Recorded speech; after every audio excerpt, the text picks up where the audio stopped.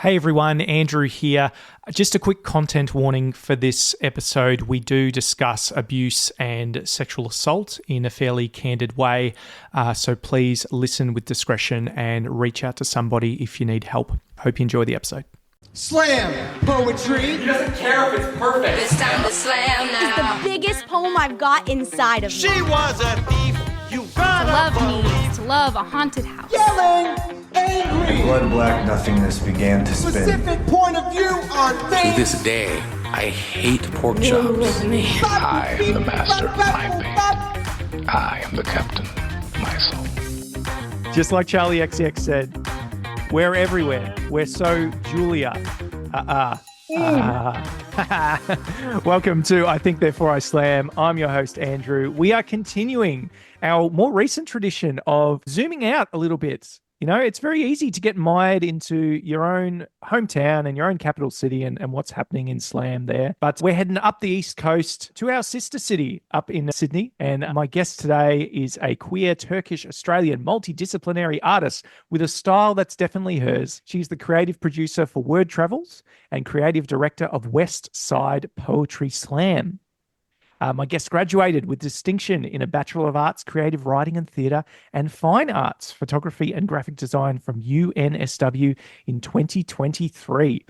She's been published in UNSWeetend and Tharunka and featured across Story Week, the 2023 Adelaide Writers Week, Art Gallery, New South Wales, UNSW, Enough Said, Bread and Butter Poetry Slam, and Poetry Sydney. She's performed her own show of poetry and song called DEFNE Opens Up, well, there's the spoiler, at Flight Path Theatre. My guest is always up to some creative mischief, whether writing songs or shooting shows. She's a self-reclaimed drama queen. The world's her runway as she overruns it with connection through shared vulnerability and revolutionary intimacy. Shared vulnerability, revolutionary intimacy. Big concepts coming at you today. DEFNE, welcome to I Think Therefore I Slam. Thank you for having me. Very excited. So good to have someone from the Sydney cohort join us. How is the slam scene in Sydney nowadays? Bursting. It's getting bigger and bigger, which is so lovely to see. Like there are, quite a few new slams popping up compared to like when I got into slam years ago. It's full of amazing people, and it's so nice seeing familiar faces go to multiple as well. And it's just so lovely being able to see people develop and grow as well from when you first see them to then later on. So, yeah. Amazing. Oh, we're going to get well into that a little bit later. But for now, let's hear some of your finest work, DEFNE. Did you want to talk about your first piece before you started or just launch straight in? I'll talk a bit about it. I really struggled as to like what poem to do first. I knew what I wanted to do in the middle, but like having done my homework and listened to a couple of your episodes before and seeing that like the last poem isn't necessarily talked about as much, I was like, okay, I'll do this one because it's meta in that it talks about the writing process, which is something that I feel like we are going to talk about. So, yeah. All right. More than a year has eclipsed since my lips have pressed upon pages to go onto stages. Why I lost my vision? Hindsight is 2021. The pandemic hit with a dichotomy of rhetorics. Look what this famous artist made during the plague. Hey, it's okay not to be productive when life is unprecedented. While Taylor was a little too swift to make me feel like shit on my birthday, I do not find the time to create folklore evermore, nor a muse in the monotony. How many issues of daddy issues can you issue till you realize you will always need tissues? Or to continue to write about anxiety means having to face your reflection on the screen that you can't manage to change your life, which makes you want to scream. With nothing new to say, I became a reluctant recluse. As we checked in and out of places, I chickened out of checking in and out of my headspaces. This, the same little girl who would hold onto memories with a fervent grip what others would let their bodies forget. Resolved to feel like a fraud of a host. Hope her clam up would result in a pearl at a slam off. There's only so much trauma from my father that I can pump out of myself with my fodder till I start milking it. I think I stopped because of the guilt of it. The thrill of an incident, I'd lick up the spill to spit with my skilled voice shrill. It tasted sweet because my revenge would be serving your mess back to you on a platter with sophisticated garnish and small portions as expensive as therapy. I've ruled that the 5-second rule is fuel for a 5-star dish. Pick it up and you pick yourself up. You hit me, and my world swirls with poetry. Not necessarily healthy, but I got good at it. The blessing and curse for my perfectionists. My phone no longer the one safe place I could retreat in peace. An extension of myself to escape the need to dictate details, so I left the drought in my mouth. Fasted thanks to the bastard, and it's lasted till now. This is why I stopped writing. This is how I begin again. Felt I could not till I investigated the region I stopped. This is my reintroduction, a touch by hiatus. It was time to dust my heart, reacquaint it with rusted joints, trust they are never too far apart to forget how to make art now. Fresh experiences sow the seeds of organic inspirations, grow the fruits of my labor, no longer hanging low, nothing forbidden. Still, the sweetest sticks to you like the juice run down your wrists. Our flesh, one and the same. I started living again, with something to show for it. Thank you. That was called Live to Write, Write to Live. Woo! Very good. What a strong introduction. I was hoping it may be. Yeah. Tell us about this piece. What did this birth out of? It sounds like, did you stop writing for a while? Is that kind of where it came from? Yeah. Once COVID began, I wrote for a bit for the first few months, but then I stopped writing for like a year.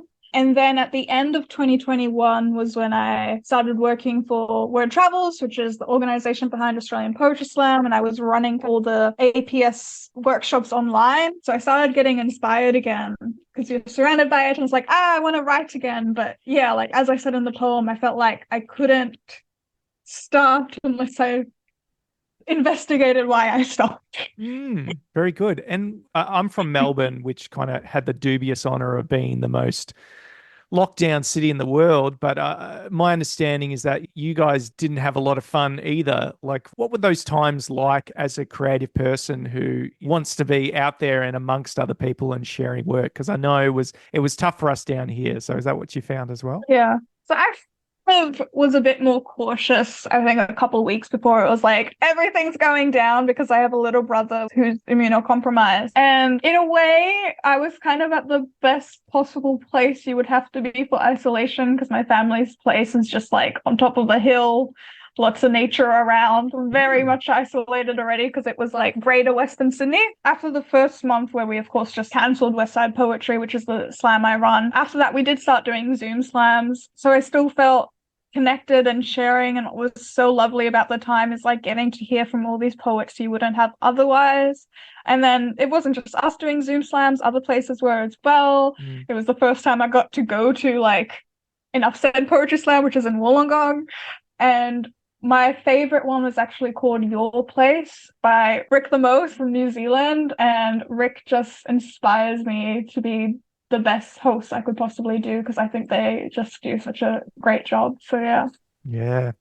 I suppose so much of us were in the same boat in terms of, I don't think anyone knew what Zoom was before 2020. And one of my favorite bits of news to come out of the pandemic was the fact that people were buying stocks in Zoom, but it was like a different Zoom on a different stock exchange. So there's some other company on Chinese stock exchange or something. So they were like, why? We'll take it.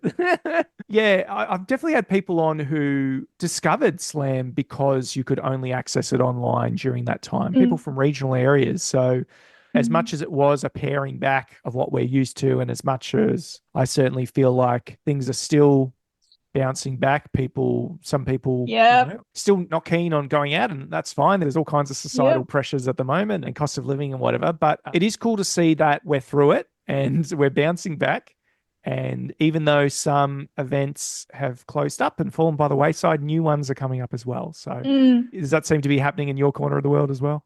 Yeah, I'd say the same thing. I think it's just a bit scary for any gig, like event organizers, like theaters have been hit a lot in the fact that like it's so scary not knowing if tickets are going to be sold, because there is the trend now that people will buy last minute because they never know what's going to happen. But it's hard to keep art stuff running because of that as well. So it's understanding, but it's like, yeah, event organizers are impacted. Hit us with the origin story, DEFNE. How did you get started on this whole thing? I was always quite like a creative kid. Like I would just play with my imagination all day, honestly.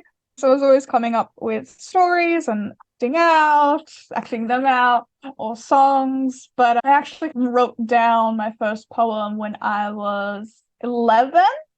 And it was because I was like online this kind of like digital art site, and I had drawn this like thing of like just a sad man on like a little island by himself, palm tree over him, and that just inspired me. So I wrote about like loneliness and trying to find the path. I don't know. And it got like a nice response from like a few people on that community. And I showed my mom and she was supportive. And I showed my year 6 English teacher and he was like, you should keep doing this. And I did. And then I think when I was 13, sometimes when I was writing poems, the poems had a melody anyway. So I was like, okay. And then I researched song structure. So then I started writing songs a bit too. Can't play an instrument, but I can come up with lyrics and a melody. And then in terms of slam, when I was 15, I was listening to a song and it was Mogwai, Take Me Somewhere Nice. And that title really inspired me. So I started writing something and I was a bit unsure about like what I had written, like the genre of what I had written, because I've written short stories before, I'd written poems before, but it felt like a hybrid in between those. And then I saw that like a friend on Facebook was interested in going to Bankstown Poetry Slam, and then it was like, that's what it is. And of course, I also had the phase of like binging like button poetry on YouTube and whatnot. And so I actually went to my first slam on my 16th birthday, which is, I think, a really cool story. I like to think of it as like my version of a debutante ball. Like I was just reintroduced to society, reborn as a performance poet. And it was the Parramatta Slam, which doesn't exist anymore. But it was a great birthday. Like it was a really great venue. You go in and there's like graffiti and paint like on the ceilings and just a bunch of like art around the walls and just weird stuff being projected. And yeah, so started writing more kind of performance poems throughout high school. And then Parramatta Slam, that venue closed, so they moved it to Granville. It was called Grand Slam, and after a year of doing that, the organizers, one of which is Troy Wong, who's also an amazing poet, was kind of like, we don't want to do this anymore. Does anyone else want to? And I was like that scene from Shrek, man, like Donkey being like, and I was just 18 at the time, but that place was like the first time I felt like I belonged. Like the other origin story is also that like I'm Turkish-Australian, but I lived in Thailand since I was like 5 till like 13, which is, I guess, a weird stint. And so when I went to Slam, it was people that just, they're creative and they just want to share stories and they can be a bit traumatic. And it was really important to me that it kept going. And I think especially in Western Sydney, where the demographic is so much different, like there were a few other slams like Poetica and Bondi. But yeah, and I thought, great opportunity for me to also be more independent, be more immersed and known in the poetry scene. My sister helped me out in the beginning, which I definitely needed. But then half a year of doing that, we partnered with another organization called Westwards, and it became Westside Poetry Slam, rebranded. That's so awesome. What a great birthday present. And I am somewhat envious as someone who didn't start doing this thing until like my mid-20s, that you're obviously part of a cohort that started so much earlier. Tell us more about that very first event that you went to and what was going on inside you at that time. I was bubbling, I think, because the atmosphere, like I said, that venue was cool itself. And like, I never got to like go out much at all. growing up. So it was really exciting in that way. The host was funny. In hindsight, it was actually a small event for them because what had actually happened was that for them, they were a monthly slam, but they did a special open mic just that time because there was an international artist that was coming and they wanted to feature her.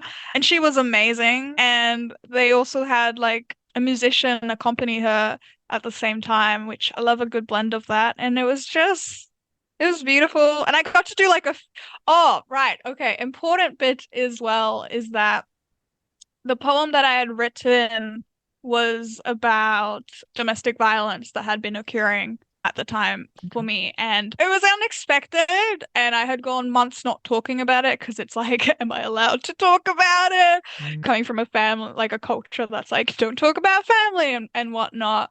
So for me, it was very empowering to like, just share that poem and that story. And also like have my sister there who was also honestly more impacted in a way than I was. So that was great. But because there weren't a lot of performers, I got to do a couple of more things. So I sung a little bit and I had this little song about having a crush on my high school English teacher. Yeah. We've all been there. Thank you. Solidarity. So it was fun. And I was definitely like, I want to keep doing this. I want to come back again. Yeah, I did. Amazing. And now you find yourself as a creative producer within Word Travels, which is really one of the premier organizations around Australia that's really carrying the torch and carrying the flame for spoken word. They are. We try. Yeah. I think you're doing it's a great not easy. job. No, I imagine it isn't. But... I imagine it isn't. What are things like from the inside? But is the organisation behind the Australian Poetry Slam, which is kicked off for 2024. But what are things on the inside? What's it like to work with Miles and the rest of the team? So another thing I'm proud about is that I never applied for the job. The person who was previously in my job was this amazing poet called Elliot York Cameron, who found love, got married, and moved to Ireland. So they needed someone. Yeah. And they were like, who do we know who also runs poetry slams? And it was nice that like, years of my volunteer work has paid off and now I'm approached with a paid job. So I was like, hell yeah. And I just started part-time and it was weird because like I began COVID times and it was like emailing libraries being like, let's do a Zoom event. I think for me, it's the most perfect place I could possibly work in. There are so few performance poetry organizations, and the fact that I get to work for one and the fact that I help, like, because what gets me emotional about like poetry slams is like, I feel like it's one of the few things we have in society where people just go and they talk about their feelings and they share their stories with some artistry sprinkled in. And something that gets me is everyone who's gone has always gotten something out of it. And I just get saddened by all the people who are missing out because they don't know about it. I'm really glad that like, as part of my work, I can just help bring it to more and more people. But even though I'm passionate about it, it's not an easy job. No. What are some of the challenges? It's very difficult. It's very stressful. Well, I think there's a perception of Word Travels being bigger than it is because it's main program is a national program. But there have been times where it's literally just been Miles, Merrill, creative director, me, and one other person. And it's a lot, like for most of the states, aside from New South Wales and Victoria, the APS events are run by like a state coordinator. But then this year, like Queensland Poetry lost their funding. So we've had to take that on and communicate directly with the other organizers. You know, we're a not-for-profit. Most of our funding comes from the government. And we had also lost funding this year. Oh, it's been a lot of challenges because there's so much that needs to be done that we don't have capacity to do. And it's really difficult for me because I want to deliver things to a great standard. I know we can do a better job, but I have a generalized anxiety disorder. It does not go well. So that's why personally it's just, and because I care so much, it's not a job where I can just clock off. I have dreams where like somebody's like, this library partner hasn't gotten the QR code for the survey we're meant to like give people. So I've been working part-time as program coordinator for like 2 years. I was still in uni, and then late last year I had finished uni. And while it was great that like, oh, I have a full-time position ready for me as soon as I finished uni in the field I want, while it was great, it was like as soon as I submitted my assessment the next day, I had to like jump in for Story Week, which is our annual performing writers festival and is one of our busiest times ever. So burnt me so out. Mm. And then, we get into the end of the year and it's going to be holidays. And then that's when we find out that we've gotten less funding than we usually have. So then it was like everyone's hours have to be halved.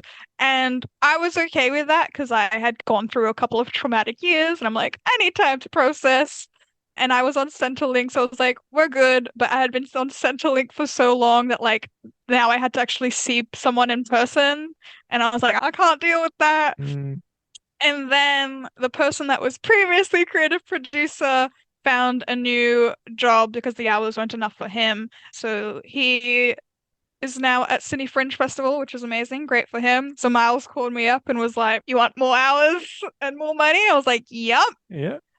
But unfortunately, I wasn't really in a good place already, I think, for that. So I have actually gone on leave. Like I'm just taking a few weeks off for mental health. But it's hard because like I'm still CC'd into some emails, man, and I'm like, this is being missed. No one's done this, and I keep jumping in because like get off the call, DEFNE. Yeah. So yeah. It's rewarding, but it's really difficult. Wow. Well, it seems like you found a great fit, even with the challenges that comes with it. And I think it is very common that you clearly care a lot, and that's what makes you great at the position. But I'm sure that's what can make it difficult at times. Tell me more about this funding side of things, because I work with a lot of small business. And does word travel find itself fairly reliant on things like government funding? Yep. From my understanding, before COVID, it wasn't so much that they were reliant on funding, because we also do schools, and I think majority of our money comes from like schools. Yep. But then COVID happened, and then there were specific grants to help organizations through that. And then, it's hard to rebuild oneself after COVID, and so are reliant on grants to just keep us going. What we had lost money on was operational funding, which is literally to pay for wages. So, but trying our best to do what we can with what we have, and also looking out for some rich people that want to please help give us money. Please put us in your will. You don't have to die. You can just throw us some money now. You're not secretly organizing hits on people who've got it in the will.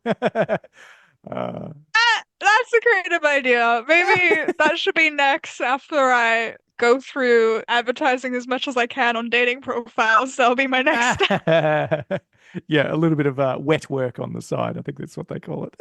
If you went to Parliament House and you had to appeal for funding for the arts in Australia, what would you say? Would you invite them? Like, would you personally invite them to a slam, for example? I feel like every single person on this planet should go to a slam at least once. Sure. If it's not their thing after, that's fine, but they should at least experience it once.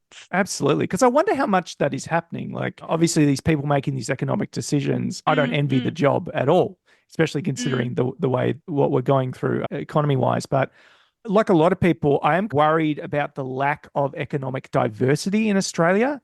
Like, obviously, we are obsessed with our natural resources, which has been our main export or whatever. And we seem obviously obsessed with housing, which has its own issues.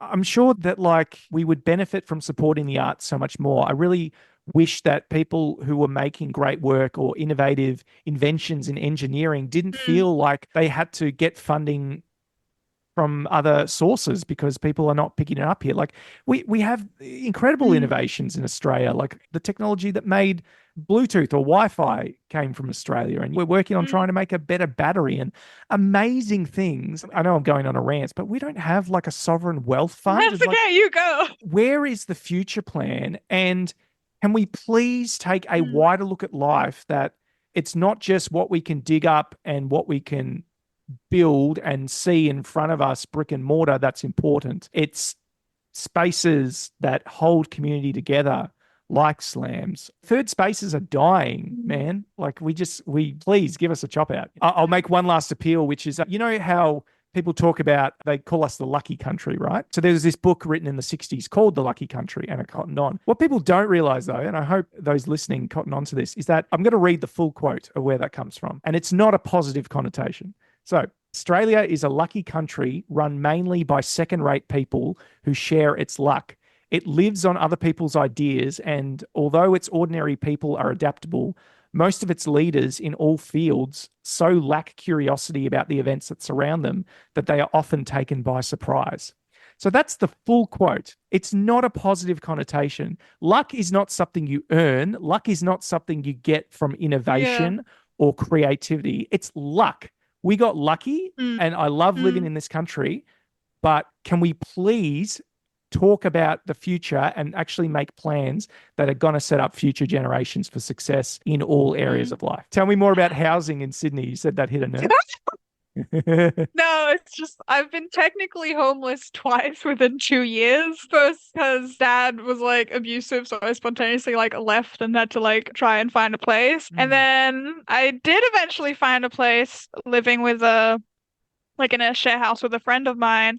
But then that friend turned abusive. So then I was living with my partner, and I wanted to make sure that this time I had my name on a lease. So I had to go through the rental crisis while still in uni, while still working, and going to places that were affordable only because there's going to be construction next door in a few months, and then like 50 people show up. So yeah, I have a nice place now with 2 amazing housemates. It's the safest I've ever felt. Oh, that's so I'm good. happy, but yeah.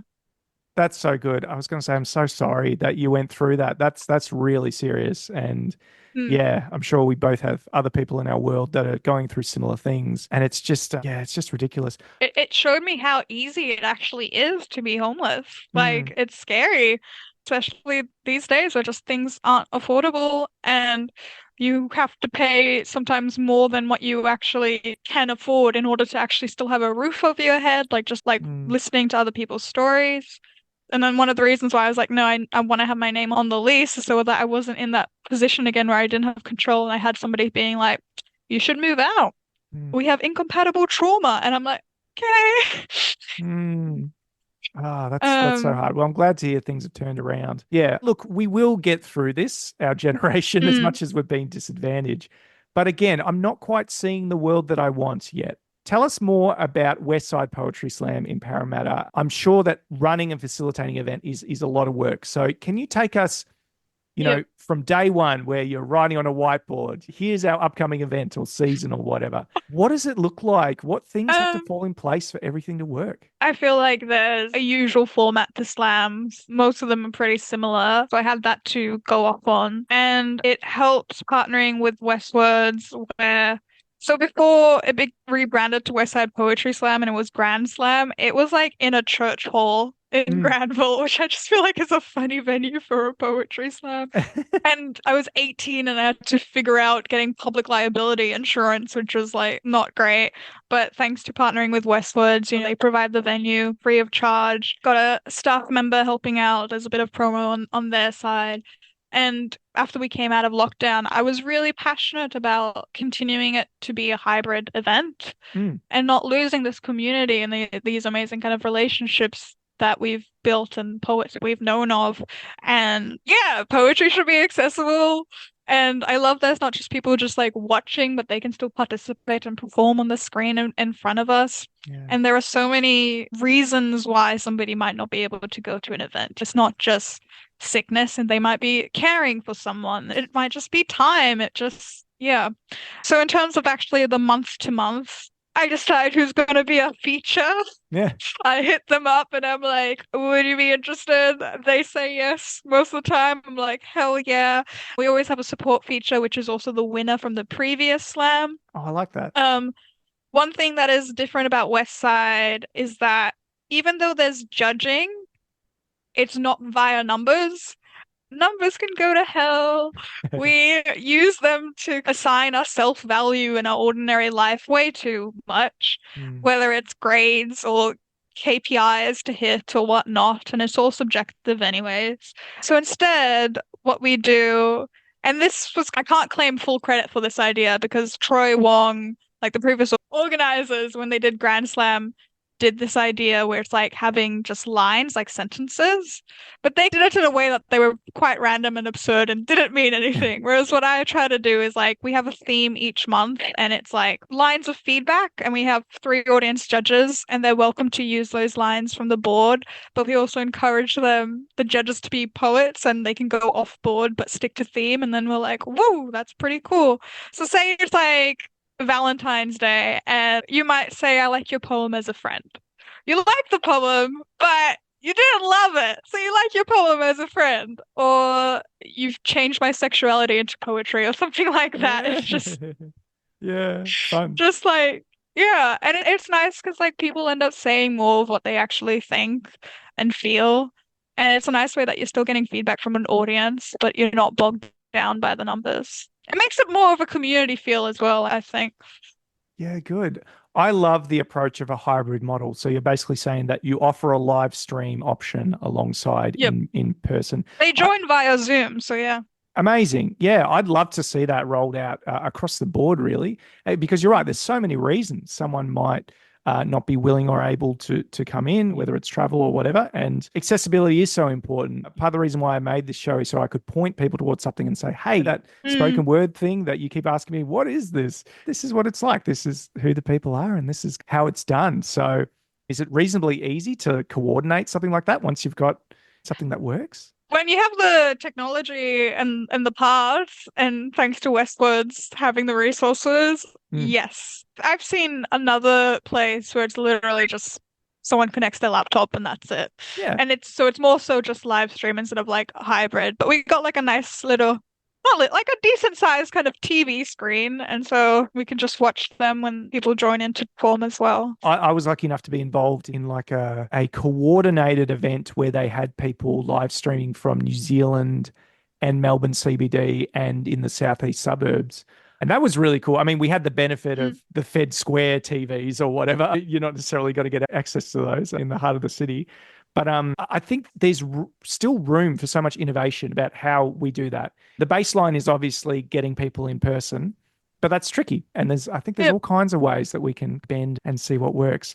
So obviously, DEFNE, you're so passionate about this. That comes across so clearly. You're this kind of you're this walking advertising board for Australian Slam. It's brilliant. You have told me that you've had some unconventional ways of advertising Slam. You were saying that you've kind of made a habit of inviting your hinge dates to. Okay, so I recently broke up. It was a long-term, like 2 year and a few months relationship, which was with a guy. I'm bisexual. And of course, what do you do at 2 a.m. when you can't go to sleep? You make a dating profile and you see what's out there. The answer, gorgeous girls. Woohoo, self-validation. Ooh, am I attractive to girls? They find me attractive? Wow, this is great. But I started getting curious as to like, what's the guy side like these days out there? And in a few minutes, I was disappointed. But I was like, well, before I go, I might just add West Side poetry to my bio. I had already, because one of the prompts for Hinge specifically, because you don't really write a bio, but there's like a prompt. It's like, would get along if ... And I said, you're up to go to a poetry slam. And then I had then just edited it being in brackets. I run my own West Side poetry. And then like literally a minute after I did that, I had someone reply being like, that's so cool. I'd love to like hear a poem and share one of mine if you're interested. Regardless, I'm going to check out West Side poetry. And I burst out laughing because I was like, wow, like even if I don't reply to this person, they're going to check it out. This worked. Yeah. And then what also was funny was that recently I had my Instagram linked to my Hinge profile. So then somebody messaged being I'd love to go to your poetry workshop if there are still spots. So I didn't even directly mention that, but I looked at my Instagram profile and they did end up coming to that workshop. And I was like, I think Word Travels has to rethink their marketing tactics. We've been doing it wrong. Yeah, that's so cool. It makes sense. If this is obviously something that means so much to you, because I've done the same thing, right? It obviously means so much to you. And so that's naturally going to come out when you're communicating that to other people and being invitational, like we've talked about. So I don't know, did that lead anywhere or not so much? Potential, promise. We shall see. Okay. I wasn't really serious about any kind of connection or relationship with people. I wanted to see what is out there. I put in West Side Poetry, and then I got these kind of unexpected but fun connections. So yeah, we shall see. But it's like, advertising my slam aside, like I do think it's true that like we will get along if you're up to go to a poetry slam. Like even like my previous partner, it's not like he was a poet, but he was up for it and he enjoyed it, and like it's important to me, and I love that we're all being immersed and surrounded by stories, and I love hosting. I feel like that's a big part of my personality, because for me it's like, it's when I feel like the true DEFNE, like I get to be that kind of like big self. My experience with dating apps is it keeps reminding me that I am a slut for conversation. Like that's what I love. Yeah. Like if somebody sends me a good opener, but I'm not necessarily interested, but there's like the bait for a pun, it's like I just want to reply with a pun and then go on my way. Be like, but sometimes it's like I just want to have like a good conversation, and I do, because I love learning about people, and yeah. No, I think we all do. And when you think about what conversation is, it's like the vibrations inside your head are making sense of what someone else says, and then you vibrate the thing in your throat and you say something that you produce. Like it's weird, it's mystical and pretty incredible that it works at all. No wonder there's so much misunderstanding, because there's just so many things that have to fall into place. You describe yourself as a multidisciplinary artist, DEFNE, and you've spoken here in your bio about your show of poetry and song, DEFNE Opens Up. Tell us about this. It was really thanks to Troy Wong, who was the former organizer of the slam that I took upon, because he knew a theatre production company that was putting on their like play at the Flat Path Theatre, and what they wanted to do is like they had space and time for like an opening act for like half an hour, and it wasn't just me like every night. Like I did a few show openings, but like you could get different people at a different time. So I was approached and it was really exciting, like a whole 30 minutes to myself, because like even when you do like feature sets, they're like 10 or 15 minutes, and I've only recently actually been sharing my songs. I've been more like hesitant and too like precious about them, because I feel like the music world is more elitist than like performance poetry, and it's more scary, and I've not been trained. I can't play an instrument. I've never had vocal lessons, yada yada yada, but from the little sharing I had done, it seemed to have resonate with people, and people like continue. So I did poems, but my ex-partner, it's still raw, is an amazing piano player, like the type where like he can listen to a song and then be able to almost instantly play it, and it blows my mind. Wow. He and I worked together so that he accompanied some of my poems. Were you dating Jacob Collier? No! What was actually, quick tangent, what was really cool is we've actually done a slam where he's live accompanied poets as well. For when we did Valentine's Day, like a Valentine's themed one this year, which is great, because like people just say, this is the vibe of the poem, and they're like, okay, and he does it, and it's music just brings like a different kind of magic to it. But yeah, and then he also accompanied one of my songs. I did one song without him because my songs aren't necessarily easy to accompany, because like I don't know music theory, and my songs are more kind of sung poems in a way. But yeah, it was lovely. It was exciting. Unfortunately, didn't necessarily get a lot of people, which again, the risk of gigs. But also the play that I was opening up for was, I think, like the best play I'd ever seen. It was like written and directed by the same person. It was called Secret Girl Stuff, and I love it. And it's coming to Melbourne. You should see it. It's part of the Melbourne Fringe Festival. It's Secret Girl Stuff. Yes. Okay, great. Please. Please. Go Yeah. watch it. It's just like a collage of different scenes of like secret girl stuff, but it's so beautiful and it really hits hard, especially for a woman. But it's also like these are so much of the stuff guys should watch too. Everyone should see it. Anyways. Love it. So I can see the wordplay obviously of DEFNE Opens Up. Yeah, thank you. Was it a vulnerable piece? Did you feel like you were opening yourself up to the audience while doing it? Yeah, because it's different and a bit scary doing poetry and song in more of a, well, especially poetry and doing it in a different context of like these are gonna be even more new to the world. Even though like within a poetry slam you have people that are new to the world and they show up, but it's like they're even newer to the world. What was really great is that I have a poem, a 12-minute poem that's called The Extensive and in brackets in close bracket complete study into my experience open bracket all lack of close bracket being bisexual. Wow. Poem essay by me. That is a Fall Out Boy song title if ever I've heard one. That was literally what my fellow poet friend said. I was going to say it before you even said it. But yeah, you don't really get lots of opportunities to perform a 12-minute kind of poem essay. And my partner accompanied that like for a whole 12 minutes and it was just beautiful. Oh, wow. That's so cool that you're able to have that experience and collaboration together. You describe yourself as having infinite interests as well. So what does life look like outside of slam and that for you? Right now, not that much. Sure. My bio is also about what I'm trying to manifest. Of course. When I went to uni, it was like, yeah, okay, I'm doing this stuff that people are like, you're never going to get a real job in, but hey, at least I'm doing all of them.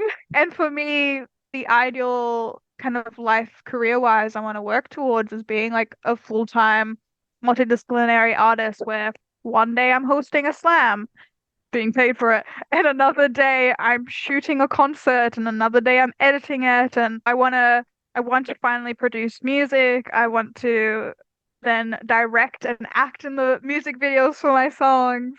I want to train up and be able to actually do concert gigs. So that's the life I want. In uni, while learning, I got to do a little things here and there, like a couple of like short films, acted a bit. But yeah, right now it's just the focus has been poetry, but trying to like refine myself because I think I've realized that right now I'm not in a position where I can manage a full-time job because I think my idea was like, I can see myself working for Word Travelers for years and years to come. And I thought, I'm going to do that. I'm going to work full time for them for a few years and do whatever artist things I can on the side. What's great about working for Word Travelers is that I do get to do some more artist gigs. They come my way. I get to host Australian Poetry Slam heats and whatnot.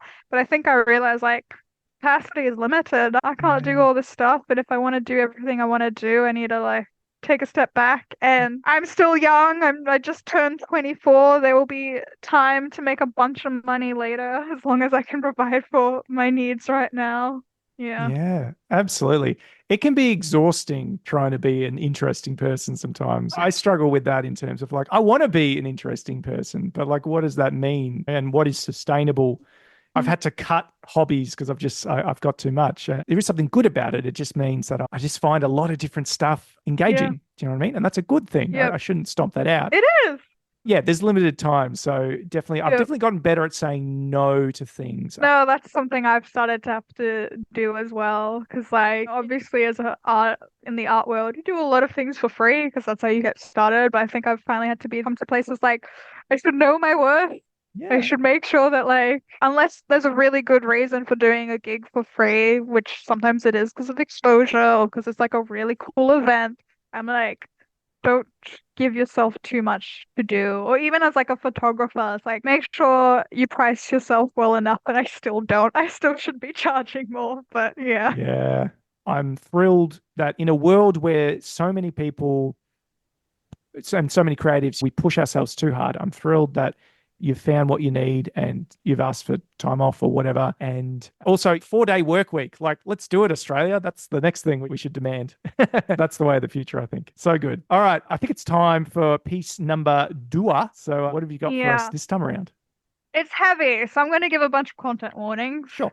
It started out as an angry rant at 2 a.m. about all the things nobody teaches you. And as such, content warning and I wouldn't say anything I talk about is graphic or explicit. It's more so mentions of them. But suicide, self-harm, eating disorder, abuse, mental health, and sexual assault.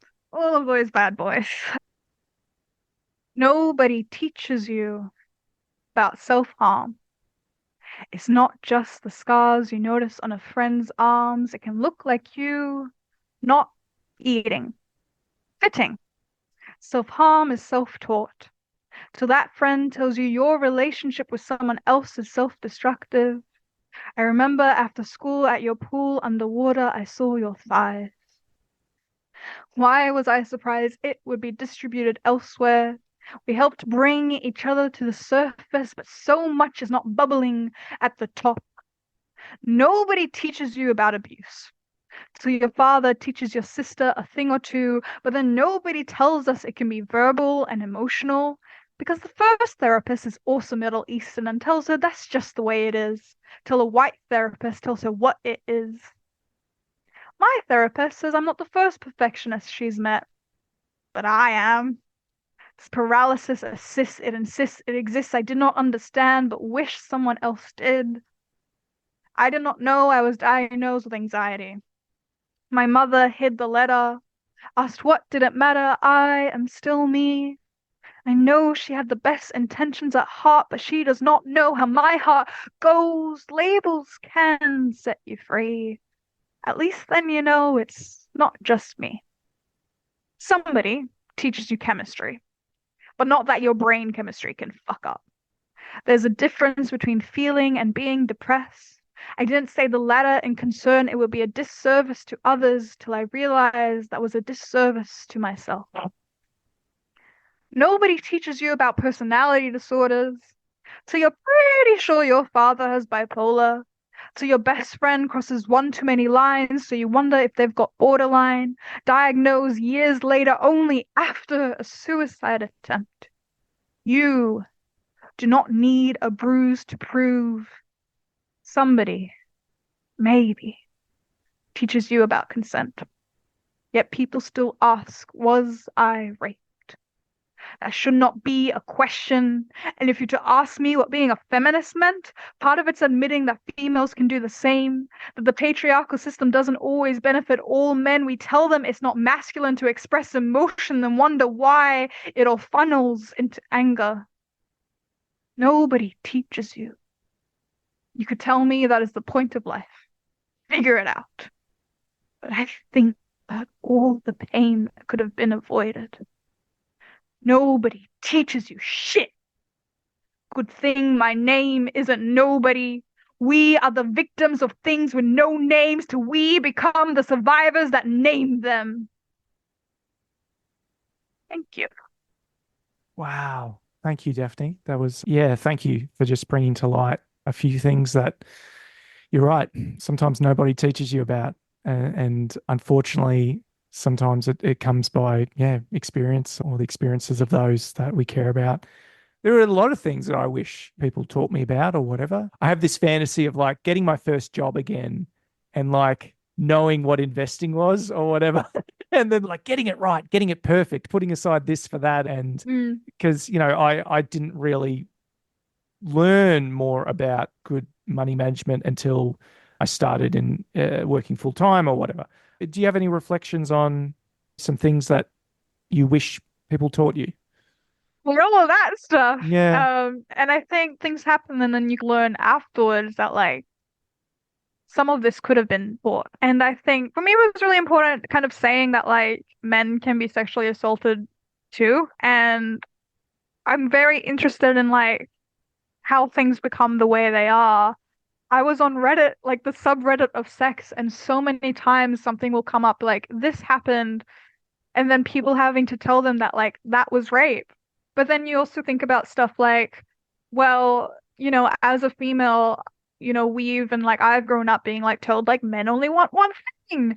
And so, then you can understand why sometimes, and this is not to excuse it at all, but like a woman might not be as understanding of like maybe a guy not being in the mood because it's like, oh, like I thought that's all you wanted and Yeah. stuff like that. And also the fact that like there's a genuine risk and fear of being falsely accused of sexual assault while you were being sexually assaulted as a man.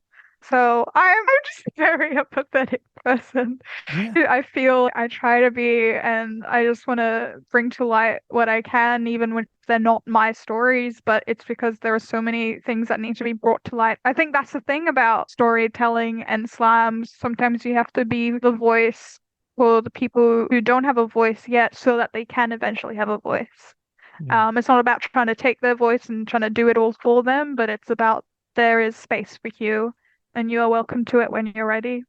And the last couple of lines of that poem, I think, is one of a couple of my favorite lines I've ever written and something I've been the most proud about because I feel like that's been my experience, like being a victim of something with no name till we become the survivors that name them. And there's so much power in that, but it's so frustrating. Like as a kid, I was like straight A student, and then I hit high school, and it's like, why am I finding everything so hard? Why am I feeling this way? And just having the word perfectionism and then having the diagnosis anxiety, like it really helped. Yeah. Yeah. Well, thank you again for sharing. I think these kind of things we're talking about, I think they need to be talked about, and they are being talked about because we're in a year where we've seen the statistics about women being killed by their partners, for example. And I'm sure in Melbourne, we all heard Carrie Bickmore's statement read on radio, and in media. I know that Baby Reindeer, the Netflix series, has opened up. Yeah, has opened and up. I'm so glad for the impact it's had. Yeah. Yeah, as much as it's been like, it's made people very uncomfortable, I think, and really opened up the complexity of what this thing is. But we've got a long way to go. Why is a show like The Boys, why is the sexual assault of a male played for comedy? And why is it used so often in the female context for like character development and like just mishandled is what I'm trying to say in both aspects. So we've got a long way to go in calling out that bullshit, I think. Yeah. I go back to my conversation with Jasmine Sensi early on that bringing things to light, I think that's really powerful. It's just a side note. You mentioned that one of your events used to be held in like a church hall or something. Is that right? Yeah. Yeah. I thought that was interesting because like there's almost a parallel between spoken word and what you might call preaching as well. At the end of the day, you're communicating something of significance to people and in the hope of, I don't know, of moving them, of edifying them in some way. So I come from that world anyway, so I see those parallels a fair bit. So yeah, I thought it was a cool observation.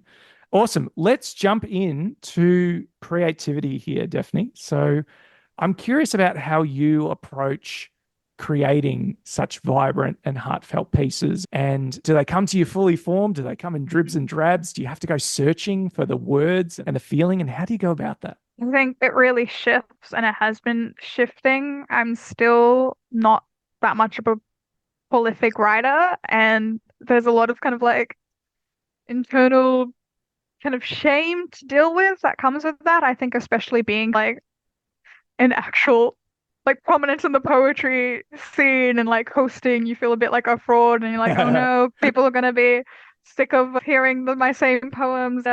When I first got into performance poetry, I wrote a lot and it was more spontaneous. And a lot of my poems was just done typing on my phone. I was going through a lot in high school. And one of that was, very kind of toxic friendship that inspired me a lot. I think I started realizing I was developing a bit of an unhealthy relationship to my poetry because while it was great that like, okay, something bad happened, but I made something beautiful out of it, it made it a weird dynamic between bad stuff that happened in my life because like it's like you don't want to be glad for a bad thing just because it inspires you, you know? Yeah, I see. Then it got really frustrating to realize that you're writing about the same things because something isn't changing, but you're in a situation where it's very hard for those things to change. So it's like, well, I don't want to write about this anymore. So I kind of stopped writing. And then in terms of my process, what was also annoying is that I realized I was getting better at poetry, which is great, but it was annoying because I struggle a lot with perfectionism and definitely in high school, but that didn't really extend to my poetry before. With high school, it was more so like essays because it was like, I have so much to say. And I think I approached essays as like a poem as well. I was like, all this stuff has to link, and I could write some great essays. They would kill me, honestly. But then one of the things I realized that what was helping me get better with poetry was like actually writing on my laptop and actually sitting down, being like, I have to write a poem. But I think that meant that like I no longer felt like it was worth bothering sometimes spontaneously just writing things on my phone. So I think things lulled because of that. And I think now I want to have more of a regular poetry practice. So far, I've just written 2 poems this year, but I think that's also one of the reasons why I was like, I want time off. I want to write more. I've gone through a lot that I haven't actually written about, that I haven't even like internally processed lately because they were such big things. You don't necessarily have the time or headspace at the time. I would just before just be inspired. Something happens, I'd write it. But now it's more of like a fermenting process for me. I'll have a first idea and be like, I want to write about this, and then other lines or words come to my head, and I do still try to like write down whatever little bit I do and put it all together. But sometimes you write the poem that you didn't have intention to. One of the poems that I actually wrote this year was because I went to a poetry workshop, and it ended up being talking about a few of the things that I did want to eventually talk about, but I wasn't expecting it to just come out that way. And sometimes that happens too. Yeah. But I think, yeah, I have a lot of important things and I want to actually like write specific poems dedicated to them. So still figuring that out. One of the things I have actually started doing because I guess a couple of things because like I hadn't been writing much, but like as I run a monthly slam, I'm always like the own kind of sacrificial lamb because no one wants to go first, and it's like, oh, you actually know who the host is in a way. I started just going back and reading a lot of my old stuff, even if they weren't that great. I started singing my songs, even though it's a slam. I'm very like it's open to anything. Like we call it a slam because that's like a recognized format, but do whatever you want. And then most recently, I've started trying freestyling, just improv. And the first time I did it, I asked for words, and somebody shouted out onomatopoeia, but my brain thought of Ottomans because I was in the search for an Ottoman. So I was like, okay, I'm not gonna go with that. I'm gonna go with Ottoman. So I started freestyling on Ottoman. Woo. And it went well. It was disorganized, but the first part was funny, and then we had an intermission, and I was like, "Does anyone want Ottoman Part 2?" And people were so welcoming and enthused by it. And now I am actually writing down that poem. I think I've got like 2/3 of it, and I'm really excited and proud of it already. Like I know how it's gonna end. It's just actually writing it all and figuring that out. And the thing is, like, sometimes it just doesn't work in the moment. Like you will write and then it's like you know what you want to say, but you don't know how to say it. And then you walk away from the laptop for a few minutes and it'll come. Or you're walking down the street a week later and then it comes. It's just a single line. It's like, okay, I want to say the line like that. Yeah, that was a lot of ramble. I don't know if it No, excellent. That's the good stuff. That's the ramble is the good stuff. You're right in saying that, like, this concept of like being thankful for these bad experiences or whatever. It's life is hard enough without seeking that stuff out. Like I think the awful things that happen to us are not things that we willingly invited into our lives necessarily. And there's definitely that cliche of like the tortured artist, and that's the way it's meant to be. And your whole role is got a poem about that too. Yeah. It's like your whole role is to be the nervous system and the feeling center of society. And it's like, well, maybe in some contexts, but that's not, if that's what we're going to be, then bloody pay us for it, please, because that doesn't sound fun.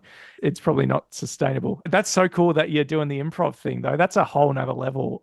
Because I was like, well, I don't feel like I have the time or the headspace to actually sit down and write stuff, but I still want to do something new. And I tried just freestyling by myself, but I wouldn't commit to it. Mm. But when you have an audience, you gotta commit to it. So yeah. So I've just been trying to do a bit of that. When I do poetry workshops, I've now incorporated that as one of the exercises we do. And Oh. I've had a couple of people now. What I do is like when people enter the workshop and it's that awkward waiting time, I'm like, can you write a random word on a piece of paper? We'll make a poem out of it afterwards. And somebody picks up a word. And I've had two people now freestyle, I think, for the first time in their lives. And it was beautiful. And I'm like, that's great. I have a guest coming up who I won't name drop just yet. But Is it Huda?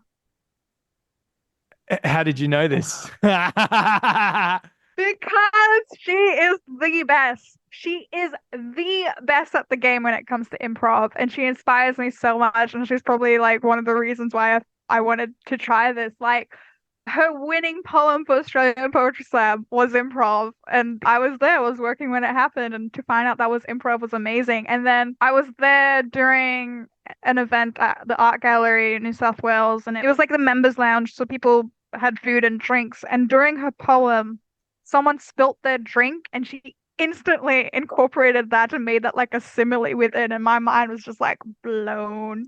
She amazes me so much, inspires me. I love her. I love it. Yeah, I mean, it's a completely different skill Sorry, I set. just spoiled. That's absolutely fine. That's absolutely fine. And I know my community well. Of I'm proud of course, that. of course. And these things are not, they're not secrets for long. It's fine.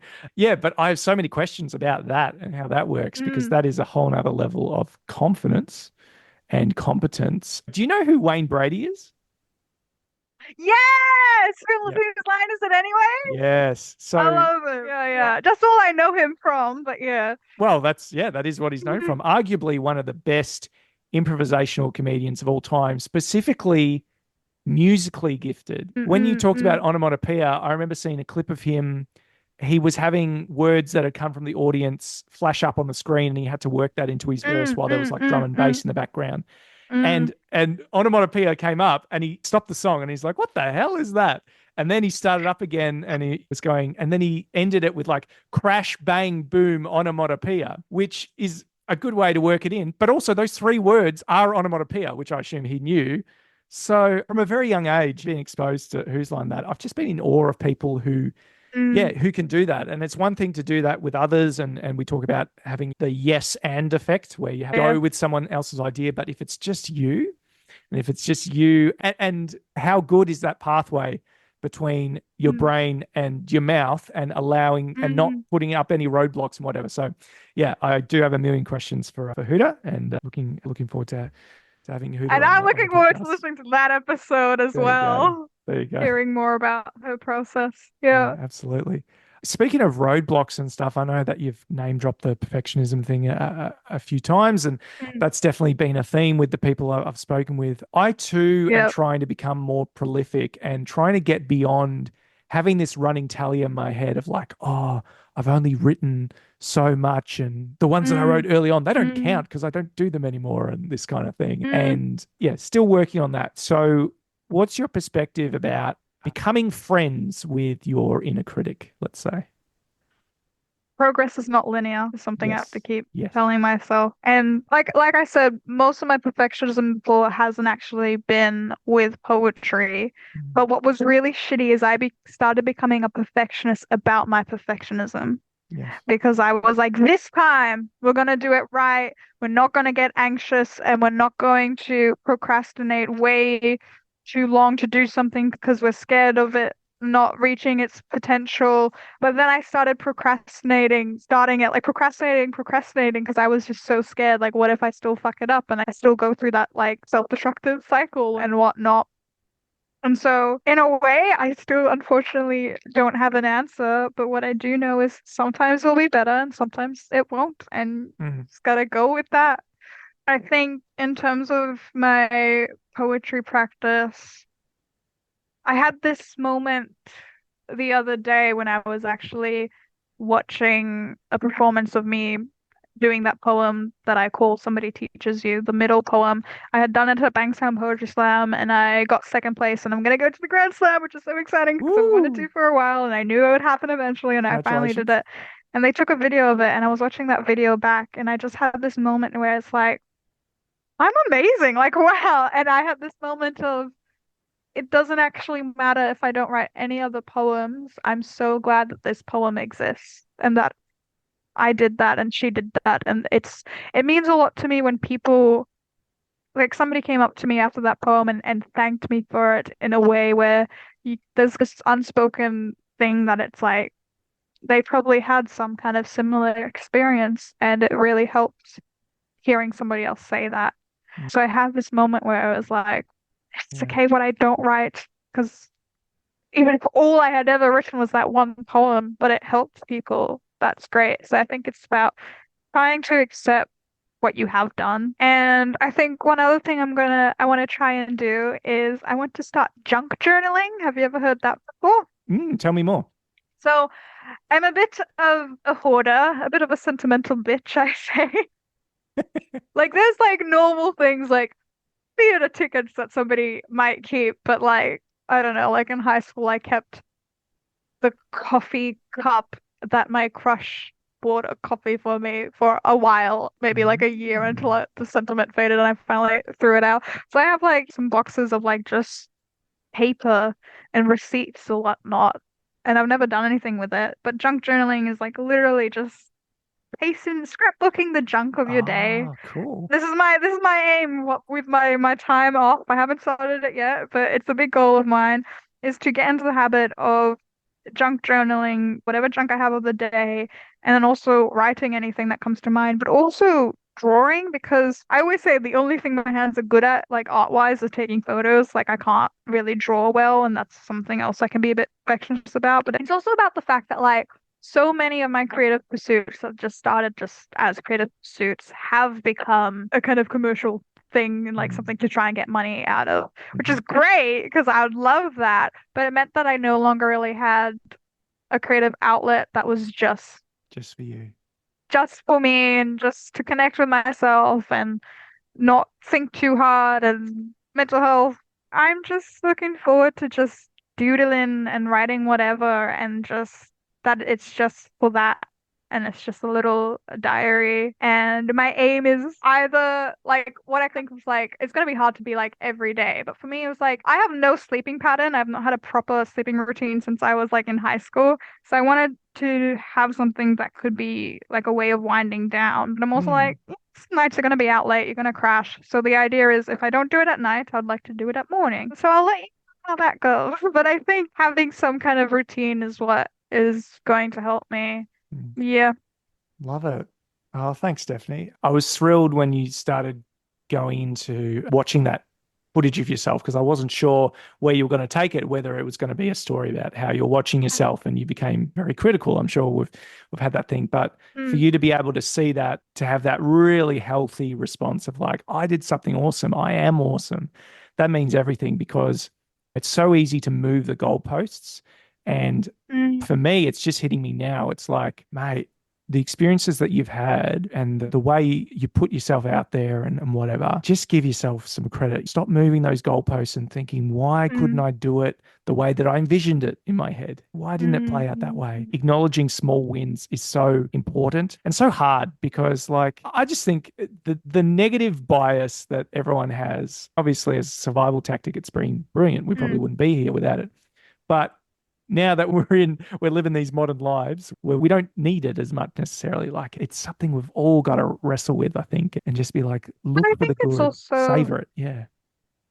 It's also about, I really do feel like the hustle culture, even with art. And, you know, you can be aware of things and still be affected by it. Like you can be aware about the fact that like social media doesn't reflect everything, but it's like, okay, it might just be the wins you're seeing of people, but there's still wins and you're seeing a lot of wins of people and that can drag you down a bit. Like even just like seeing the wins of people in the poetry community, like I'm so happy for them, but does it still make me feel a bit bad? Yeah. And it's so weird as well. I feel like there's an interesting dynamic kind of like being a host and like loving that you see people that come and it's just like their first time and then you see them every month back at it and their poems are getting better. They've challenged themselves to memorize and it's amazing and I love it so much. But then it's like, oh, I could be doing that. Sorry, and I'm not. And then you're like a bit envious of like the community that you've built and like that you're helping these budding poets, but that you're not, yeah. But I guess like I had that phase when I was younger as well, where you enter it and then you're so excited by it, but you keep doing it, but it's just like catches on and yeah. But there's truth in that that you could be more disciplined and like yes, you could write more while on the train. You used to do that. So there is the truth about yes, there's always more that you could be doing that you probably are capable of, but it's okay that sometimes you still don't. Yeah. You still don't. You can't min-max your life. Do you know what I mean? And some people might be able to, and if that's sustainable and that gives you life, then that's awesome. But I could definitely be guilty of being like, just trying to min-max things and then setting a standard I could never live up to, I suppose. And being performative is interesting because I love it and I want to be as performative as I can, but also like I don't want to make that the norm in the rest of my life. I want there to be lots of things, the majority of things that are just for me. I want the people who really know me to not feel like I'm being performative in front of them. So I can have my persona, I can have my voice and my whatever. I feel pretty uncomfortable if I tell them I do slam, they're like, oh, can you do one for me now? And I'm like, no, this is not the context for that. I'm not a monkey. It's not a party trick I'm going to do. When the time is right, I'll do it. I'll tell you about it. That's fine. But it's, everything in its place. I have sometimes done that though. Oh, okay. Like I've told people about poetry and then they're like, can we have something? And you're more nervous. I'm more nervous because it's a different context and it's like, for me, it's always easier sometimes performing in front of more people than less people because it's like everyone's focused. But I've done impromptu kitchen or living room performances. Nice. Yeah. Awesome. Well, look, if you've done it, that's cool. This has been great, DEFNE. I'm feeling a bit hungry now. And I'm wondering, DEFNE, if you were going to a dinner party, it's a spoken word dinner party, and everyone's saying who's going to bring the turkey, who's going to bring the main course. But you might want to leave that to someone else because if everyone brings turkey, then it's way too much. We're never going to want to have turkey ever again. We're just going to be we'll probably turn into a turkey or something. It's just not going to be a fun time. So when you think about your work and you think about what it brings to the table, what kind of food is your work and what does it bring to the spoken word party? So, for context listeners, I got a heads up of this question like 2 days ago, and I've been racking my brain ever since. So I was like, it's a good question, and it's a hard question because there are so many ways to go about it. Like, I think first I'm just like, well, I want it to be a food that I like and that is important to me. But also, I don't think these foods and stuff I like actually reflect my poetry. And then feeling like, should I be bringing the turkey in terms of the actual country because I am Turkish to actually that it's a bit representative I didn't of that. even consider that. That's amazing. I think one thing I could go with a couple of things being like, this is what I thought of, but then I was like, nah, it wouldn't work because of this contradiction. But I think what I've settled on is actually a drink. It's not a food, sorry, but like a citrusy cocktail with some mint because I love sour things and I feel like a lot of my poems have sourness to them in terms of like what they're talking about. There's still a sweetness in the way they're talked about and also you get a bit of that kick of alcohol at the end, that little burn in your throat. And also I think just me, myself, I have a very bubbly personality, I would say, and a bit tipsy of a personality, even with no alcohol. I don't even really drink alcohol that much, and if I do, it's just cocktails, and it's hopefully with the alcohol taste being masked. But I feel like that aspect conveys the personality of my poetry as well, and the performative aspect. It's all bubbly, so... yeah, somebody needed something to drink to pass down all that food. So, yeah. Absolutely. And most people have chosen a food dish, but we absolutely need the drinks cabinet stocked up and handled. It wouldn't be a dinner party without that. So, which is also not to say that my poetry isn't necessarily not available for 18 people and under. But a lot of it is mature themes, and this is why I still have yet to actually do school shows because I'm like, I need to write more kid appropriate stuff. I like it. All right. And now, also another important question. This is a newish question here. In the interest of sharing the love amongst the spoken word scene, in the interest of doing it's like the Ice Bucket Challenge or the Neck Nominate that we were all doing 10 years ago. You get to name drop one other spoken word artist that I have to invite onto the show, whether or not I know them or I'm intimidated or I'm like, oh, that's a big name, DEFNE. You will know them one day. No, I wasn't gonna like go for a big name. I wanted to go for someone that, yeah, is smaller but should definitely be recognized more.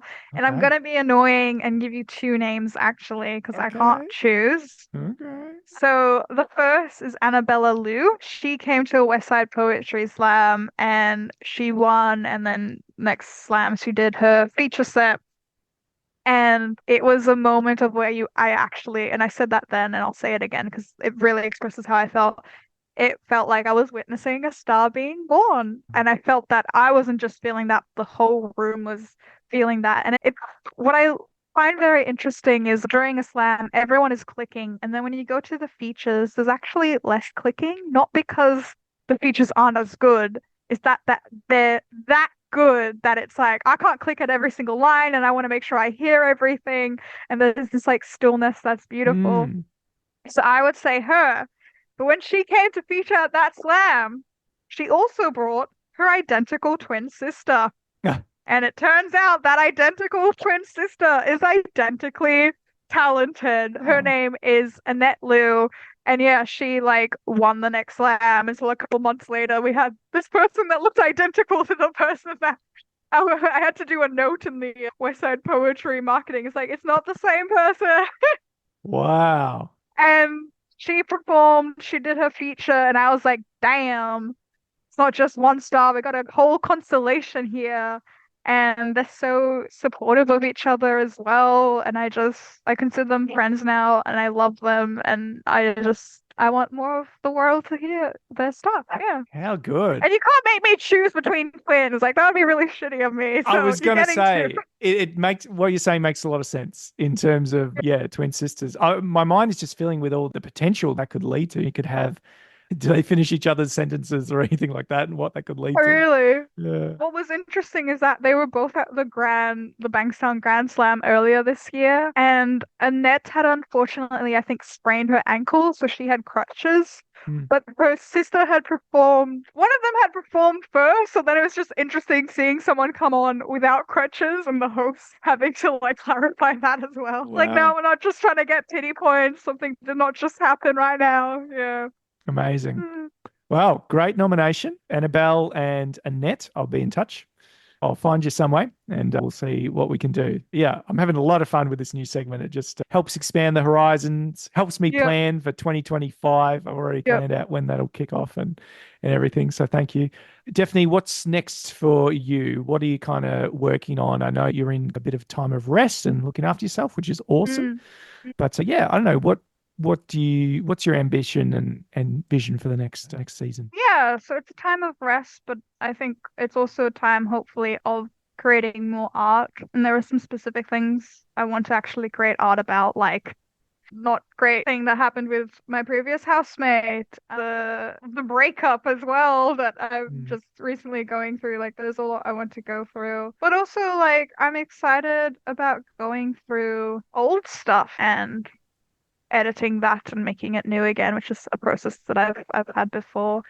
I'm hosting some more Australian poetry slams and some more workshops that will probably be over by the time this podcast has come out. True. But if it's coming out in October, that's going to be when Word Travel Story Week is happening, and hopefully I will be involved as an artist for some of that stuff. But please, if you've enjoyed this episode at all, come to West Side Poetry, because even if you're in Melbourne or whatever, you can join in online and you can see the vibe. Yeah. Oh, what's also really exciting, which is going to be over by the time, is that so for the past few years, West Side Poetry hosts the Australian Poetry Slam Parramatta Heat, but this time we're doing it at the Riverside Theatre Parramatta, and it's like 200 seats, and this theatre is like It's been a personal dream for me to like do anything there, and it's really exciting. And I'm really hoping we book out that venue, and that this will bring even more people and new audiences to our regular slams. Beautiful. Lots of good stuff coming up. It's going to be a good spring and good summer, I think. Mm. Definitely, if people want to find out more about you, see some of your work, find out more about the West Side Slam or Word Travels, where should they head to? I would recommend, for me, Instagram is the best place to find me at definitely DEFNE 101. And then for West Side Poetry, Facebook is the best place to see our events, but also, so if you just type West Side Poetry Slam, but also on Instagram for West Side Poetry. And then Word Travels on Instagram, Australian Poetry Slam, Australian Slam on Instagram. Yeah, I think that's also something that's coming up, is that I used to share so much like a few years back, mostly photography of mine, and that died, and I'm just looking forward to actually like sharing more of my stuff and making a website for my poetry too. Yeah, we'll Ooh. see. We'll see. Yeah, good. Hitting up WordPress, getting it all Yeah. done. That's cool.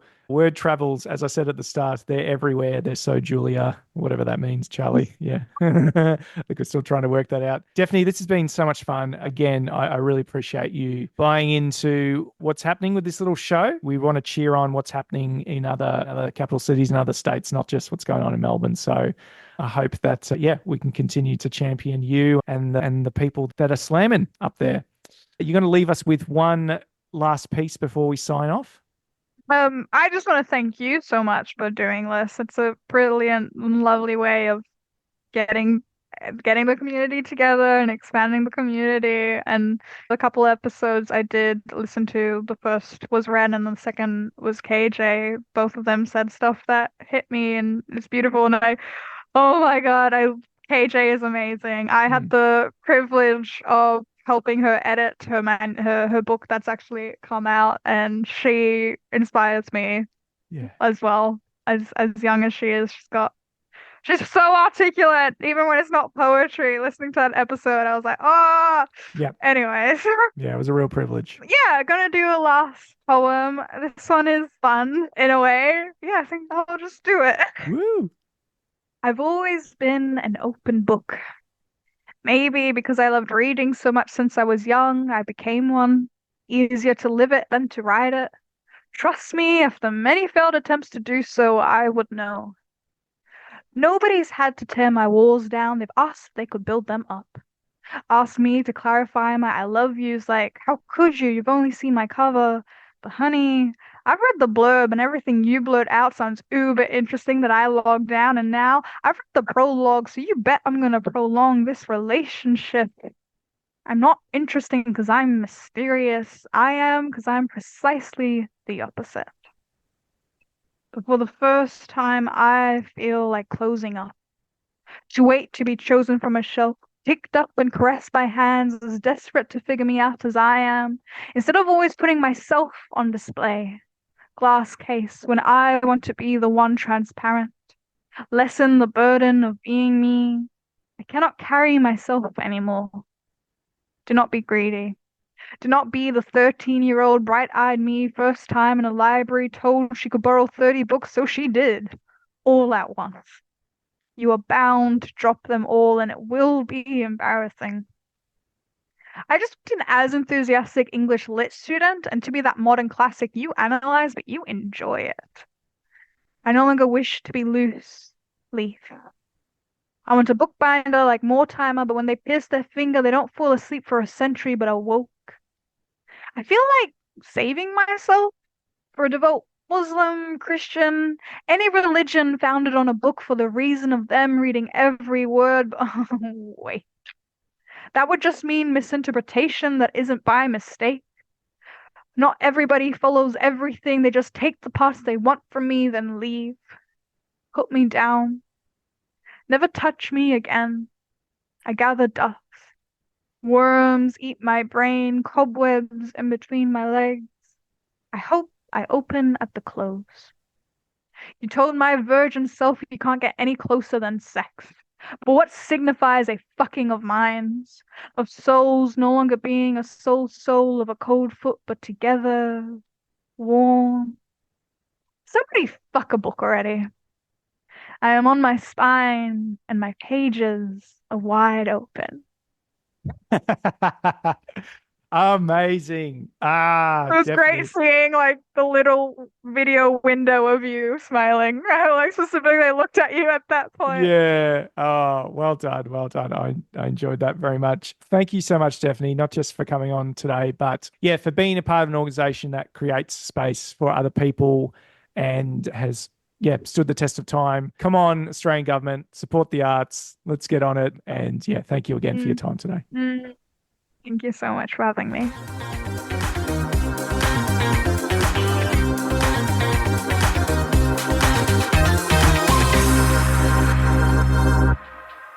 Weetabix fans, what's that all about?